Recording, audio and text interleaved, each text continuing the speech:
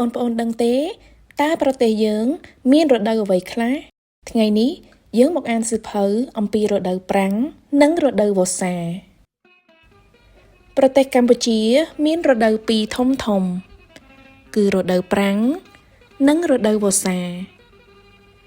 រដូវប្រាំងចាប់ផ្ដើមពីខែវិច្ឆិកាដល់ខែមេសាឯរដូវវស្សាចាប់ផ្ដើមពីខែឧសភាដល់ខែតុលា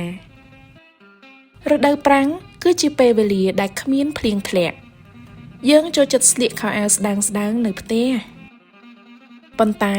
ពេលចេញក្រៅយើងស្លៀកខោអាវគ្របជិតខ្លួន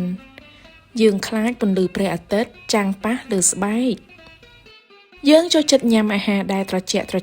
ដូចជាផឹកទឹកត្រជាក់ផឹកទឹកដូងត្រជាក់ទឹកអំពៅនិងទឹកកកឈូសយើងញ៉ាំម្ហូបក្រៀមក្រោះដូចជា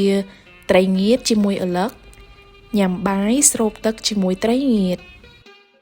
ខែដែលក្តៅបំផុតនៅក្នុងរដូវប្រាំងគឺខែមេសា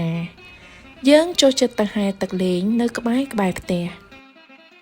នៅក្នុងខែនេះគឺជាវិស្សមកាលតូចរបស់យើង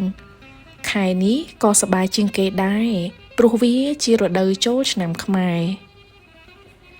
រដូវវស្សាគឺជារដូវដែលមានភ្លៀងធ្លាក់យើងចូលចិត្តងូតទឹកភ្លៀងយើងលេងសាចទឹកភ្លៀងដាក់គ្នានៅពេលនោះវាមានអាកាសធាតុត្រជាក់យើងពាក់អាវក្រាស់ដើម្បីកុំឲ្យរងាយើងចូលចិត្តញ៉ាំស៊ុបក្តៅឬសម្លក្តៅវិស្សមកាលធំរបស់យើងគឺនៅក្នុងរដូវវស្សានេះយើងឈប់សម្រាកក្នុងខែកញ្ញានិងខែតុលានៅក្នុងរដូវវស្សានេះមានបុណ្យធំពីរ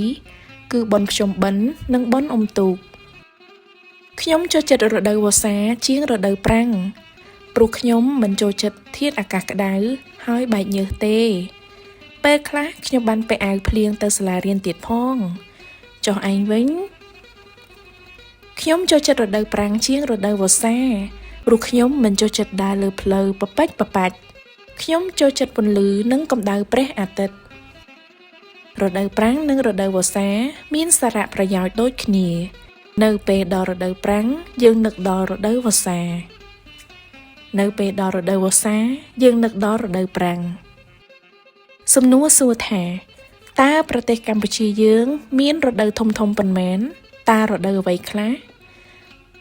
តើរដូវប្រាំងមានរយៈពេលប៉ុន្មានខែតើរដូវវស្សាមានរយៈពេលប៉ុន្មានខែ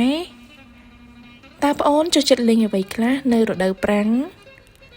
តើប្អូនចូលចិត្តលេងអ្វីខ្លះនៅរដូវវស្សា